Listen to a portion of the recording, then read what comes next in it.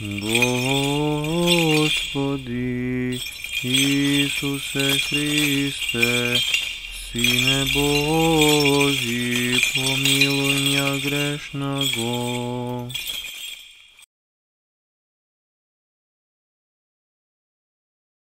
I Svetio Duh. Amen. Возлюбени до Христа Бога, браќа и сестри, денешното евангелско четиво ни соочува со опасностите во кои што се влетуваме секогаш кога одбегнуваме аскетски да ги реализираме христијанските добродетели запишани на страницата од најсветата книга.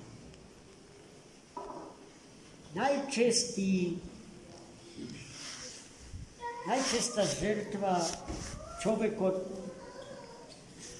е на гордоста своја, на превисокото мислење за себе и на суетата. А потоа померата од врзувањето свое за овој минлив и менлив вештествен свет станува зависен од него, од тој свет, од сите добра што тој свет на човекот му ги дава без благослов Божи. Тогаш човекот губи посет за мера, знаење, го губи знаењето за своите вистински потреби. И почнува страстно, сладострастно да им се предава, да ја развива алчност и ненаситноста кон тие богатства, чиј крај е историски, бидејќи нивното траење не е вечно. На се ова што сега како вовет во денешната беседа го кажав, не упатува токму денес читаното Свето писмо, напишано од раката на светиот апостол и евангелист Лука. Христос и во денешното четиво ни се обраќа со јазикот на приказна, со јазикот на парабола. И на своите апостоли им ја раскажува параболата за еден богат човек, чија нива родила многу, премногу. И тој, кога видел со какви дарови од Бога е даруван, заборавил дека тоа благо му доаѓа од Бога, да почнал да размислува како да ги собере сите плодови, ако се знае дека неговиот те стари амбари не ги поседуваат тие капацитети. Што да прави за да го насобере пребогатиот род? И тој се досети, како што лукавиот човек се досетува секогаш во даден момент, да ги ужне старите амбари и да согради нови, поголеми, во кои што ќе го смести сиот род, сето жито и се друго што Господ му даде. И тој не само што помислил така, туку така и постапил. И кога видел дека се е собрано во едорни количини, си рекол себе си, на душата своја: сега, душа моја, одмори се, јади, пи, весели се, бидејќи имаш резерви за неколку години однапред. Внимавајте, тој човек ниту еднаш не размислил за своите реални потреби.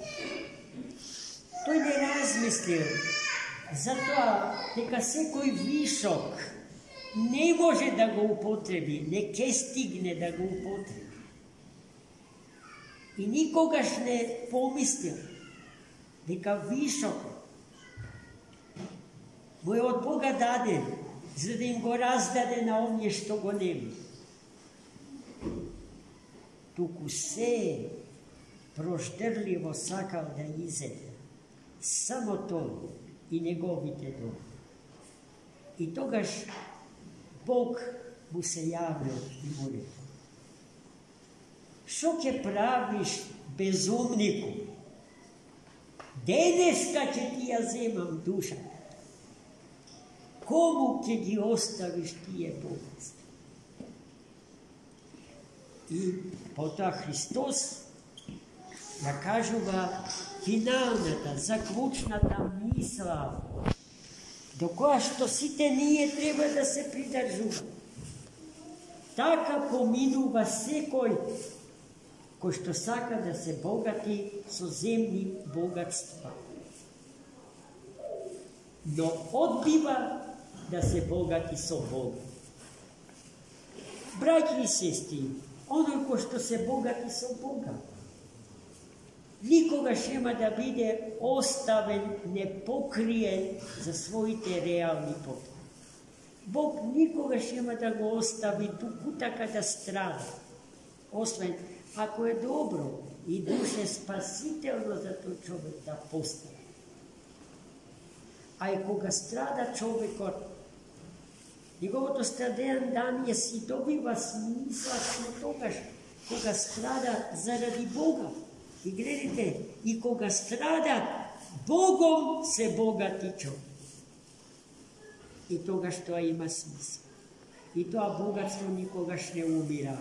Тоа богатство, вели старецот Паисije Атонски, се става, се депонира во трезорите на небесната банка. А ние повеќе мислиме на земја, на валутите и на една пасива која што седи складирана во тие трезори, без можност да биде правилно употребена и умножена во слава Господня. А треба да размислиме во согласност со денешното евангелско чење и богомудро да постапуваме. Се што Бог дал, го дал за човек. Ама Господ на човекот го дарувал и со дарот на самоограничување. Да ја определи вистинската мера своја. Оноку колку што вистински му треба. Вишокот да го препознае како вишок и љубејќи го братот свој кој што страда од недостаток на вишокот со кој што тој разболи, да му го подели. Не постапката е важна, браќи и сестри. Не квантитетот, туку квалитетот, постапка. Може да стане збор за еден скршен ден. Може да стане збор за неброени милиони евра. Кој ќе го определи тоа?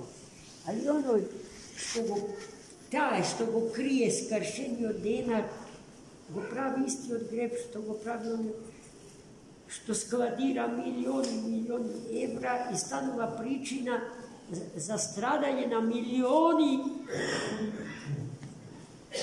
недолжни. Браќа и сестри наши, насекаде во светот. Доволно е во лето да ги видите сликите на дечиња од Биафра, кои што умираат од глад. Откако ќе ги видите тие слики, дали ви дава душата да седнете на пребогатата трпеле за своја и да јадите, знаеки дека тие кутрички таму умираат? Што сме сториле за да им ја облажиме маката, да им го облажиме страданието? Ништо.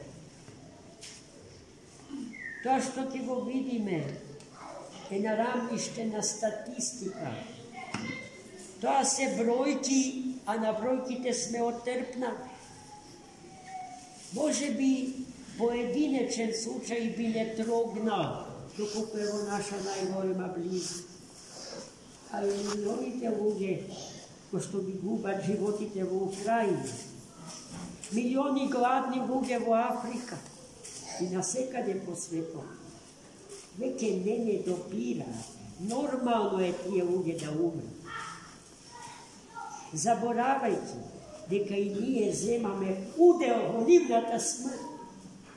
Samo zato što sme samo zadovoljni i pasivni.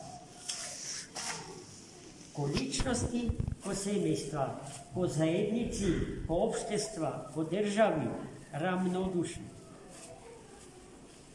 Da se održi cenata na jedan konzerviran proizvod. Milioni toni konzervi se prva do mora. Zar ne možete im se podjelati na tije što umirate od glada? A i cenata na proizvodu je považna od cenata za život od čovjeka. Gospod da ne probudi, da ne izvleče od zaspanosti, od pasivnosti, nebrežnosti, ravnodušnosti. Pa dobro je nekogaš. Grižajte se za tije, braća naši i sestri, što stradat na svegade po svijetu.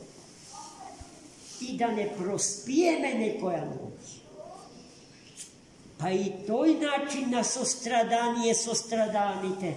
Gospod će njego zeme i će njego zapiše kako dobrodetel, spasitelem za nas i za stradalnike. Amin. Za mnogo čestit praznik.